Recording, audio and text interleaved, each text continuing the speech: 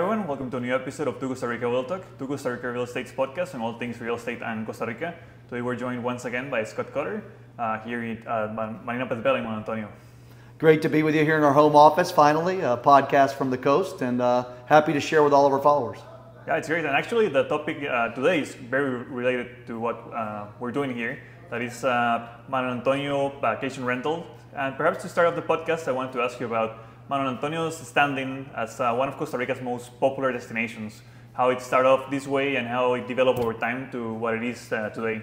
I think the destination it's highly unique, and it's what makes the rental market here so special. So Manuel Antonio is the smallest national park in the Costa Rican park system, but it's also one of the most visited national parks. The only park in the nation that gets more numbers is a volcano in San Jose, but they also include kind of local tours, school trips that go there. But international visitors, it's the smallest park and the most visited park. Manuel Antonio's got a unique mix that I think is really special in Costa Rica, that we have all of the natural beauty that we export to the world. Costa Rica as a country is stunning, but a lot of places in Costa Rica use imagery from the rainforest of here in the southern zone to sell the country, even though you might not see that kind of monkey or that kind of bird. Here we've got the macaws, you've got the toucans, you've got the monkeys, you've got the sloths, you've got the waterfalls, you've got really beautiful, stunning beaches, and the park is an accessible way to see it. You don't need 5 days of hiking. I used to speak to people about Manuel Antonio being a place where everything special about Costa Rica comes together. So there's that natural element, Alonso, that we're talking about, the park, its beauty, the wildlife, the beaches, the scenery, but there's also a local Costa Rican community. And you can't forget talking about Quepos when you talk about Manuel Antonio, because a lot of people, what they love about this is there are luxury places, there are amenities, there is infrastructure that's certainly grown over the years, but there's also a real Costa Rican feel and sense of authenticity. And I think a lot of people coming to visit Costa Rica want that duality. They want to feel pampered, they want to feel luxurious, they don't necessarily want to experience maybe what the Osa Peninsula might offer, which requires a little bit more adventuresome soul to really get into Corcovado or some of the other big, beautiful parks. But they also don't want to give up a sense of authenticity, and this area gives both of them together. And then it ties to the rental market because it's a place that has a really high demand, especially now with the marina. We're sitting at the marina now. So now with the park and the marina's two huge tourism anchors, you combine that with the fact that we don't have thousands of condominiums. We don't have very sprawling, large resort development here. Our biggest hotel has got maybe 120 rooms. Our largest condo project has 28 units. And so you've got high demand, limited supply, and that combination is what really makes the rental market move. And that's very interesting because, as you mentioned, I think that really sets apart Manuel Antonio and Quepos as a destination, because it does have like exclusive areas, but at the same time, there's this sense of like authenticity, as you mentioned. Like locals come here to the national park. You can visit the park, as you mentioned, like in a couple hours. Even like in a weekend holiday, people come here all the time. So there's like this constant sense of like I guess like reinvention in the area. And I want to relate that to the supply and demand market for investments in Manuel Antonio, because also like just looking at the listings and like how this market specifically kind of differentiates itself from the other markets is something you already mentioned. Perhaps expanding on that idea of also being catered not only towards the ultra luxury, but also having this like middle range. Oh, absolutely. I think, we talk about this a lot with our investors. We talk about it with our buyers, with our sellers. Real estate and rentals are always about supply and demand. You can get salespeople that will get you hyped on an area. This is the next hot destination, the next special spot. But the reality is, basically all business is supply and demand. How much product is for sale, what the demand is, and the more demand there is compared to supply, the more favorable it is in terms of your pricing, in terms of your occupancy, in terms of your sales. And Manuel Antonio, because of the size, it's a 7-kilometer road from the town of Quepos to the national park. We have pretty strident environmental regulations here. So while we've certainly grown a lot in the 28 years that I've been living here, there's not massive urban, massive industrial development here. It's mostly boutique in style. And one of the things you'll find is we've seen a lot of growth in the luxury marketplace here, but because we lacked the golf course and all-in-one development, even that luxury market has remained boutique in size. It's grown a lot with the marina and the dollars and the profile tourism that's coming. But an interesting element of the Manuel Antonio market is we have a very robust budget tourism market. There are hostels here that I've got a friend that owns a hostel in the center of Quepos that we sold to him, and it's one of the best ROI properties we've ever sold. And it's not a flashy property, but he runs incredible occupancies, again, because of that unique element that Manuel Antonio offers, mixing of local, mixing of wild, mixing of infrastructure, mixing of wildlife. And so having all those things together attracts people that are on budgets, attracts families or travelers in a mid-level range, and is also attracting the upper end of the market. And it's unique because I think everyone coming from the wealthiest investors to the most budget backpackers, there's something we talk a lot about here, which is there's good human friction. So there are ultra exclusive places where you go where you know everyone that's there is incredibly wealthy, and then there's certainly benefits to that. That exclusivity can be special. There are other places that are so hard to get to, or so unique, or so raw that you know that everybody that's there is a pioneer, is a true frontier, wanting to have a very pure experience. The reality is that both ends of those markets, they're very small, and I won't say they're myopic, but they're very focused. And Manuel Antonio is a place where people feel like they get a little bit of all that authenticity, luxury. You can go high end one night, and a lot of even our most wealthy or most exclusive visitors, people that come and rent the most expensive homes here, that bring the most expensive boats here, what they love about it is one night they could be doing something really special and iconic and luxury, and they love that we can take them out to Cokies and eat ribs on a dirt floor with a bunch of local people, and they thrive on that mix and that duality. And I wanted to ask you regarding that also, given like the backbone Manuel Antonio has, as you already mentioned, in terms of like establishing itself also as a local market, how does that relate to the kind of like listing offerings, particularly regarding mixed-use developments and commercial developments as well? Well, you get product. There's a couple things when you have a destination that caters to both locals, a local population of people living here, local tourism, and also international tourism. Some of the things I've already talked about, which is that great human friction where you feel like you're in Costa Rica.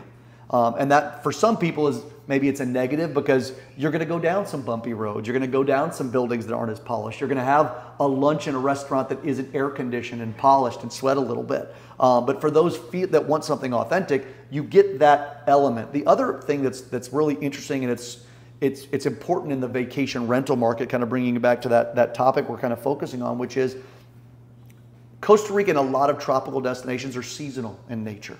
Hawaii has big seasons, South Florida has big seasons. And one of the keys to being profitable isn't what you do from Thanksgiving to Semana Santa. It's because every really hot destination and beautiful tropical destination can do really well in their peak season. Ski resorts, for example. One of the things about Manuel Antonio is we're able to cut that seasonality because of the kind of destination it is. So you still have that very defined peak season with special dates where you're charging special rates. You now have a very robust mid-season, which is the summer travel season, which when I was here 28 years ago, nobody, there weren't families and school trips and church trips coming here. But now summer is a marked season. The interesting thing about some of that commercial things you're talking about is now there's industries that cater because they can cater year round. And we get a lot of national tourism here. You get a lot of people coming in the rainy season because of some of the commercial elements, because of some of the tours and other things that are built, and it allows your seasons to elongate. And you're not going to get the same rates all the time, but bringing all of that differential development here, one of the key elements that can take a property from being marginally profitable to highly profitable is your ability to fill those shoulder and off seasons. And the destination really favors people that are looking to do that. And perhaps delving more into like the rental characteristics of Manuel Antonio and Quepos, particularly for someone that's thinking about investing here. Perhaps let's talk about a little bit about average occupancies and like the seasonal flow of this region. Okay. Well, it ties back to some of the response I gave you in that last question, which is that's one of the things that can set Manuel Antonio apart. Is I think our average occupancies here tend to be higher than most places in the country. And again, what I encourage investors to do is don't fall in love with places. You need to love where you're investing, but also don't allow your heart to overtake your head. And when you see a place that has 500 condo units or 15 condo high rises next to each other, they can run high occupancies. And I've seen people in areas that have a lot of development with it do run good rentals, but you need to be smart enough to say, wait a minute, how many families always need to be coming? How are those all going to get filled? In Manuel Antonio, it's much easier to see that. Seasonality, no doubt, like everywhere else, mid-November to the end of April is our peak season. Christmas, New Year's, Easter week, in Manuel Antonio tournament season, we get peak special rates for those times. May tends to be a little bit of a slower month, a softer month. The summer months here are really strong. June, July, August, and even early September are very strong. And then you get September, October, and early November where you tend to have the softest occupancies. One of the good things here is Quepos has developed some nautical tourism and some national tourism is one of the good things that came out of the COVID crisis.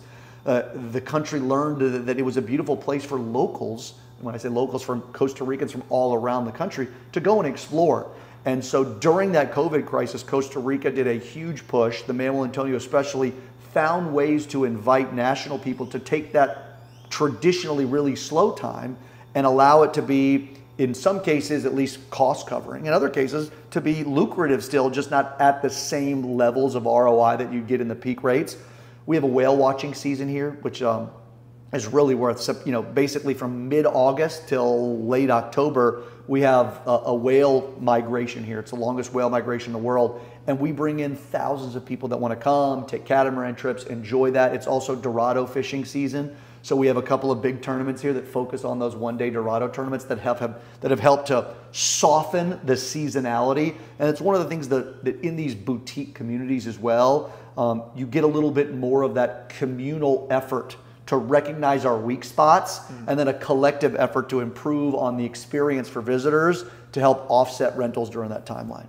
Yeah, I wanted to focus on that for a bit about how the current market trends after the pandemic, as you mentioned, also kind of like expand the demographics of the kind of like occupancies and like tourism that comes here.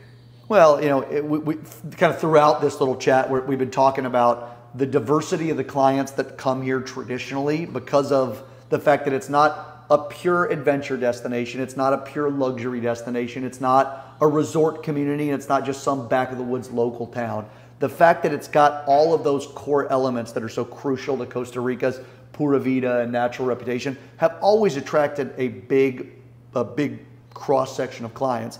I think the challenges of COVID in most businesses, not only tourism business here, but in most businesses, it forced people to figure out how to be more efficient, how to figure out how to attract buyers, how to run a better profile. And this area especially benefited more than I think maybe almost any other area in the country in rebranding itself and looking at having some off-season tourism. I will tell you that when I moved here in the mid-90s, you never saw a local Costa Rican from San Jose visiting Manuel Antonio. The irony is they would say, oh no, we go to Guanacaste. It was traditionally a San Jose travel destination. And they'd say, we go to Guanacaste because it's easier. That's a 5-hour drive from San Jose to Guanacaste. And yes, we had some bad bridges. There's been some infrastructural improvements that made it easier to get here, but it was always a faster drive to Manuel Antonio. But there was this stigma of that's where people go. And the past 5 years, we've really seen that change wholeheartedly. And during the season, there's a lot of things that have taken place with that. One is our whale watching, our aquatic tourism, the marina has helped. Two is there's some very big athletic events. So we've had marathons here. We have the closure of the annual triathlon series. Cycling and triathlons are huge sports here. We had the Gran Fondo Andre Amador, which is a huge cycling race. We have the final closure of one of the big BMW triathlon series here. And it brings a lot of national athletes who have come and went, wow, this is a 2.5-hour drive. I can stay cheap. I can say middle, I can say luxury, and you get all of those. I get families coming here and with 25 people in a van, and we get 2 guys in a $150,000 BMW that show up, and they can all have a unique experience together. And that elixir, that special sauce that Manuel Antonio has, which is the authentic town of Quepos, the beauty of the park, the amazing nature of the beaches, the marinas, all the food and options that you have here, really has a huge, broad appeal from people from all different walks of life. And how have this diversification process also permeated like the current market trends, also in terms of like new developments and new opportunities for rental investments? And that's, this is one of the areas where I won't say everything's perfect here, because the upside of our supply and demand dynamic is that we don't have huge hotels. I don't have huge condo projects. The marina represents really the only institutional development investment south of Jaco. Now we have Mystico and a couple developments there, and you had a couple developments that have been stagnant. But you look at the central southern Pacific, it's almost all single family, one-off builds. This home, that lot, this project, or very small 5, 10, maybe 20 unit villa and condo projects. So one of the interesting things is that growth pattern that is very much slow and steady. We don't make as much international noise. You don't see big announcements about the Waldorf Astoria or the Ritz-Carlton or the Four Seasons coming here. I think that lends to its mystique in some ways. It certainly lends to the pure supply and demand dynamic because tourism's coming here, but we haven't seen construction and investment outpace the growth in tourism. So as long as that dynamic keeps in place, where more and more tourists are coming, but we only see 5 new homes per year, when that pace gets out of balance and when you see occupancy rates drop, I think some of the big institutional investment tends to go to Guanacaste or Jaco because there's a proximity element. When you're doing the very large investments, those people tend to say, I don't need necessarily the mystique of the destination. I'm going to be doing something so large and so corporate that what I need is an easy flight in, an easy flight out, good amenities and infrastructure are good enough because I can draw people here with the size of the investment. Whereas in Manuel Antonio, for individual investors, and it's one of the reasons why so many people I think are doing well here is, if you're an individual investor trying to compete with a $150 million resort, you're really a very small fish competing against a whale. In Manuel Antonio, because we don't have that massive investment, individual investors are doing really well here because they're competing against other individual or mostly boutique investment. So it's a much easier playing field to come into, being a pure supply and demand dynamic that's so favorable for an owner in terms of resales, in terms of rentals. And it's not like your cost efficiency can get beat out by the guy that's building 75 units. So his cost of scale really allows him to compete with sales and rental rates that you can't deal with. So it's a very good marketplace for individual investors who don't need to be in a big resort community that like what this area has to offer, principally because we don't have that big corporate investment. It's a negative for a sales team. Some of my agents here can get frustrated because you can get people that walk in the door with a budget of $750,000 or $1.5 million or $2 million, and us go, wow, I got 1 or 2 options for you. Mm-hmm. Whereas you can go to some larger markets, and if somebody walks in your door with a $2 million budget, or you can say, look, we can look at these 35 options because there's product, and it's a more complex area to find your niche in the market, but once you're in it, you're in a very strong place. We often compare it to a Miami versus a Key West, or a Cancun versus a Tulum, before Tulum became another Cancun. But it has some of that same unique setting, a Maui versus a Lahaina before it burnt down, but where you've got that boutique destination that draws high volume but doesn't have high volume of corporate new construction. And what kind of new market demands have you seen in the last couple of years, perhaps? Also regarding the kinds of services being offered by developers? Well, I think the biggest change that we've seen, Alonzo, in the past 5 years is the profile buyer. So, again, I don't mean to go back to my history. When I first came here, this was a backpacker's destination. When I told people I was moving to Costa Rica, people go, "You're moving to Puerto Rico?" And I said, "I'm driving there." They said, "There's a bridge?" I'm like, "Yeah, it's called Central America." It was a very new destination, and it catered to people that wanted to be out on the front of that. Then Costa Rica's gotten very popular. There's very few people that haven't heard of or dreamed of coming here. And I want to say it's a lot more mainstream now. It's still exotic. It still carries that core value, but it became more well-known and popular. But we still weren't attracting the upper echelon of luxury travel. So I used to work in the hospitality industry and working in real estate. I remember a time where $1 million sale was a mind-blowing transaction in Manuel Antonio. And we're not talking about 30 years ago. We're talking about 10 to 15 years ago. Those were anomaly sales. Finding hotels that were above $500 a night, that was an anomaly. That's the most expensive hotel in the area. You've seen not only Manuel Antonio, but Costa Rica in general. And we're certainly in par with the other parts. Now you're starting to see a true luxury market where we have hotels in Manuel Antonio whose average daily rates are $750 to $1,200 a night. That was unheard of. And when these hotels came in and said, yeah, I'm going to build a hotel that's going to charge $1,000 a night, people that had been here for 25 years said that'll never happen. And they're some of the most successful hotels in the area. So when you ask me about the biggest change, it's really about now seeing that Costa Rica has kind of come of age. In some of our other podcasts, we talked about its infancy, its teenage years. Now it's a mature destination, and it's attracting people who want to experience Costa Rica, but have the wherewithal and the money and the willingness to pay top dollars, same kind of rates they would pay if they were going to Hawaii, other places. They expect that experience. And so we're seeing a lot of opportunity. We're seeing hoteliers, we're seeing spec home builders, we're seeing property management businesses that are now going, you know what, I'm not going to build a business plan that's got mediocre finishes and a pretty good, amazing experience, but I'm going to charge $500 a night. They're looking at how can I charge $5,000 a night? What can I build that attracts that marketplace? And there's tremendous growth. Part of this area is driven by the people out here that have these beautiful boats that are attracted to sport fishing, and it's a lucrative marketplace. But even in the non-fishing business, the growth in Costa Rica's what I will call today ultra luxury market. I don't think it's at a global level ultra luxury yet, but the amount of hotels and rentals in this area that are now catering to that high-end luxury clientele has grown exponentially. We haven't lost any of our other numbers, but that's a really new emerging marketplace that you see very much in the restaurants here, in the rental markets here, in some of the services that are offered here, the kinds of tours that are offered, the kind of restaurant experience that are offered here that you couldn't have done 5-10 years ago. Yeah, it's really interesting hearing this, because also thinking of someone that wants to invest in Manuel Antonio, there isn't like a cookie cutter answer of how do you create like a rental investment here. As you mentioned, it's a very intricate market and also has a lot of specificity, also in contrast with, like, for example, other popular and historic local destinations like Tamarindo, like Playa del Coco, like this.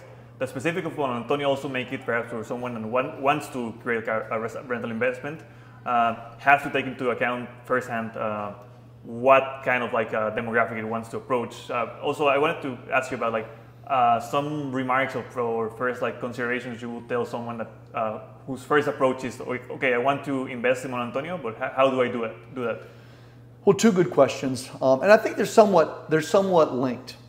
Yes, investors here need to think about what they want to offer. I've got a client we're working with right now that wants to enter into the ultra luxury market. They come from New York. They've stayed in the rental homes here, and they say, Scott, these are nice homes, and yes, they're expensive, and yes, they're making money, but it's like a high-end restaurant in New York that was charging $100 a plate, and they think they could get $400 a plate. They believe that, and they want to build a whole business around that. And what I would tell most investors is, yes, you need to identify your demographic. And that's true not only within Manuel Antonio, but I think even on a larger scale in the area. One of the biggest mistakes I see investors make is they come to a Tamarindo, they come to a Manuel Antonio, and then they go, but my budget won't allow me to buy what I want there.